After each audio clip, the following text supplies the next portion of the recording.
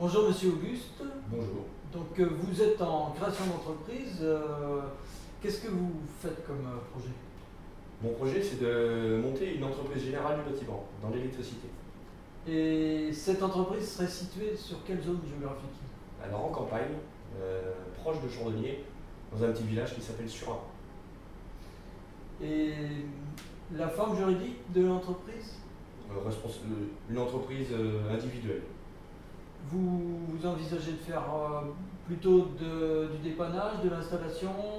Au niveau électricité, vous pouvez préciser le type d'activité que vous avez? Alors aujourd'hui, le marché du neuf, de la maison neuve, connaît une certaine crise. Moi, je me positionne plus sur de la rénovation. On a beaucoup de demandes dans ce secteur-là. Rénovation. Et dans cette activité-là, la rénovation, il y a beaucoup de concurrents? Autour de chez moi, il y a quelques concurrents, mais on voit beaucoup d'entreprises extérieures qui viennent travailler dans nos campagnes. Donc il y a de la place, pour moi. Ça veut dire qu'il y a un manque de professionnels dans votre région? Il semble que oui. D'accord. Est-ce que vous avez repéré une particularité dans ce que vous faites qui vous différencierait des concurrents, ou est-ce que vous mettez dans le même créneau exactement? Beaucoup d'entreprises du bâtiment délaissent un peu leur clientèle. Ils effectuent les travaux et après il y a des temps d'attente sur des petites bricoles, qui sont assez longues. Et les gens ils n'aiment pas ça.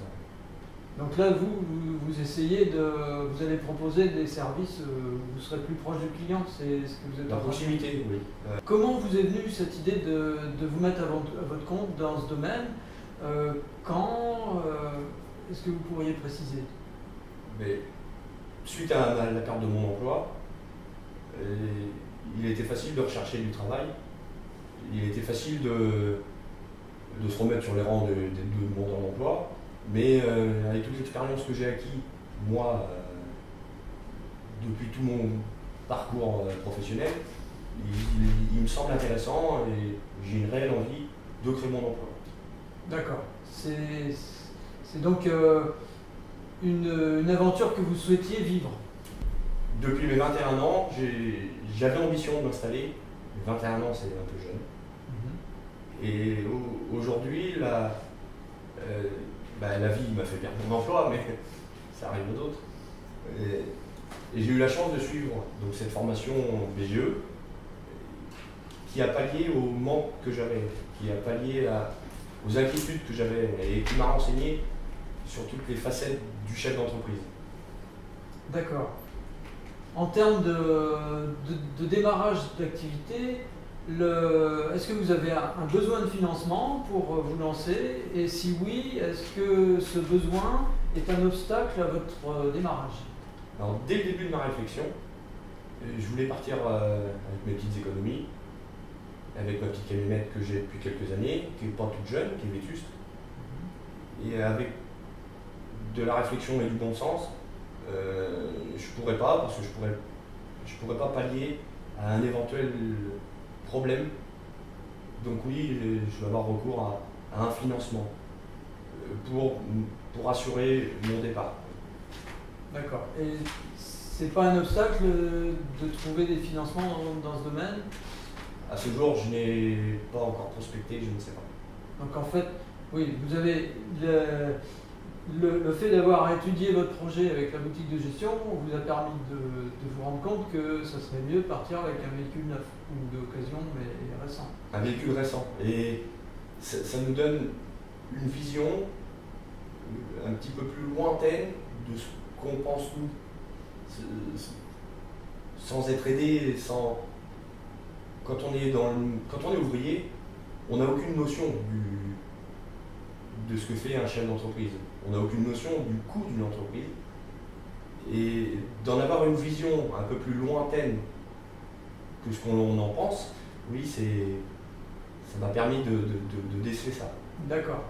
Donc c'est grâce finalement à cette étude préalable à la création d'entreprise que vous avez modifié votre projet de base. Grâce à la BGE, oui, j'ai conscience des faits réels. Par rapport à ce temps de préparation d'entreprise, est-ce que vous décelez un besoin futur de soutien? C'est-à-dire quand vous serez installé, est-ce que vous envisagez de continuer à être suivi par des conseillers pour vérifier que ce que vous faites se passe bien en termes de gestion, de comptabilité? Dans un premier temps, moi, ça me semble essentiel. Ça me semble essentiel parce que je ne me vois pas être lâché dans la nature tout seul, sans soutien. Dans vos journées d'activité, est-ce que vous avez une vision globale de ce que vous allez faire dans vos journées? Est-ce que vous avez défini un temps pour la démarche commerciale, un temps pour aller au travail, ou est-ce que vous hésitez encore sur l'organisation? Comment voyez-vous les choses? Dans l'idéal, ce serait de travailler tout le temps, mais on ne peut pas.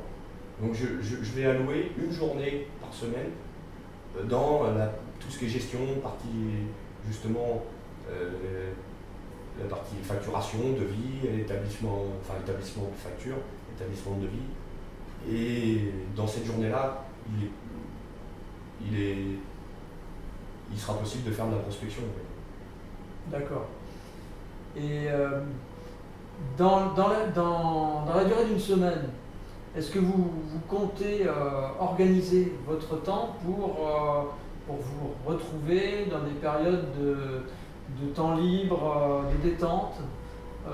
Est-ce que vous avez intégré le fait qu'à côté de votre activité professionnelle, il faudra que vous continuiez à avoir des activités de détente?